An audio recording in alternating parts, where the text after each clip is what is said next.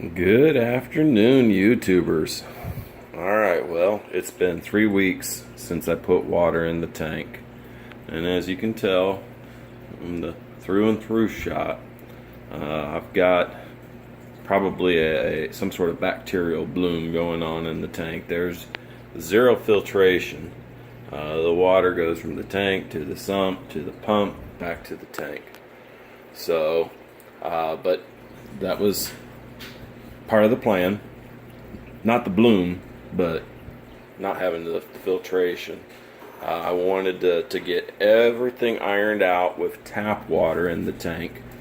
This tap water is a lot cheaper than RODI, and then add in your salt mix as well.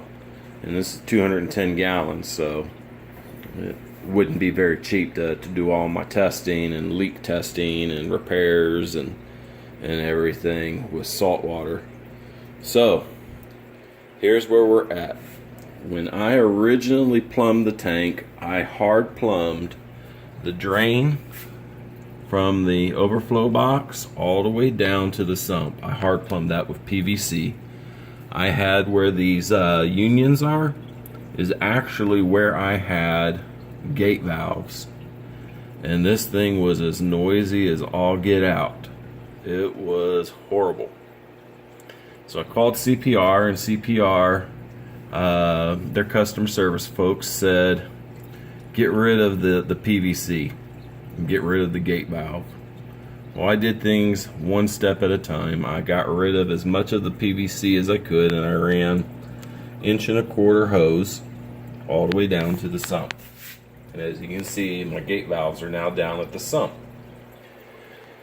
I have been able to maintain the water level in the back chamber of the overflow box, and with that level being, you know, a couple of inches above the strainers there, it's dead silent. I mean, well, you get the occasional drip sound, but that's actually coming from my max spec gyre stirring water up in the tank.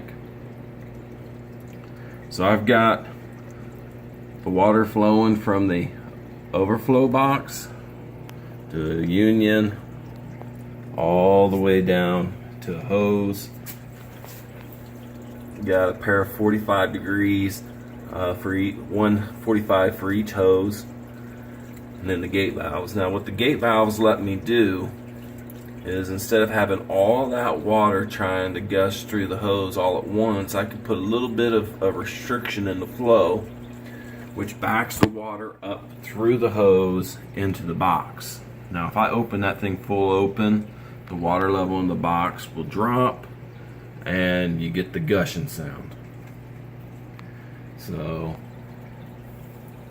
right now I am very satisfied with the noise level being produced. Now, to get the water from the sump back into the pump, I am running a pair of Syncra 5.0 pumps, and I've got them dialed down at the max flow rate. They're rated for like 1,200 gallons per hour. Dialed all the way down with zero head, they're rated for 713 gallons per hour. So I've got these dialed down. They're probably moving about 500 to 600 gallons per hour each pump, because I got two return lines going back, and I'll show you that in a second. I got basically a left side and a right side. So, all right. So this is all the electronics for above the tank: the light ballast boxes, the ballast box or power supply box for the gyre, the aqua lift pump, and then the controller for the max spec. So as you can see, there's 2 PVC pipes running on both sides of the tank. Each of them have 2 returns. If you can imagine, the 210 gallon tank is divided into thirds, and I'm basing that on the cross members there. So I've got 1 water return to the first third, another to the second third, and then the 2 at the end. And I've also got my max spec there. Now that thing's set at 50%, and it'll ramp up. It'll go 0 to 10, 0 to 20, 0 to 30, all the way up to 50%. And it's doing a decent job of moving the water around. Now again, this is fresh water. Now salt water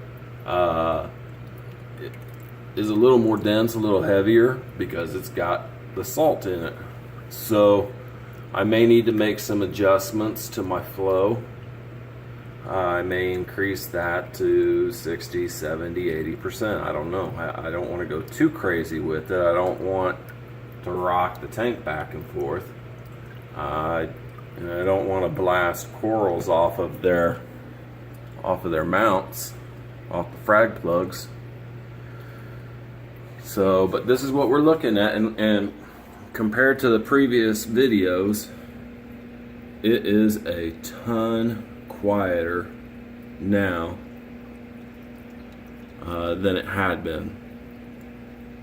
I mean, before, if you can imagine the sound of a toilet flushing non-stop, that gurgling, cascading water sound is what my tank sounded like before I got it dialed in with those gate valves.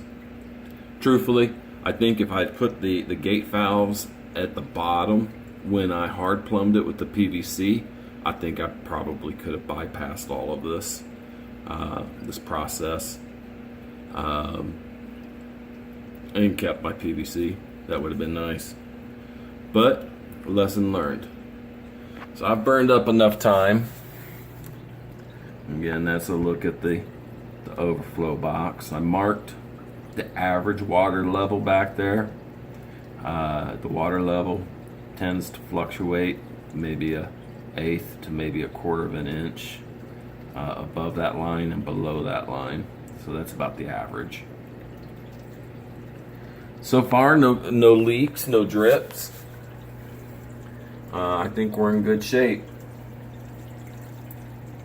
All right, y'all have a blessed day. I'll keep you updated.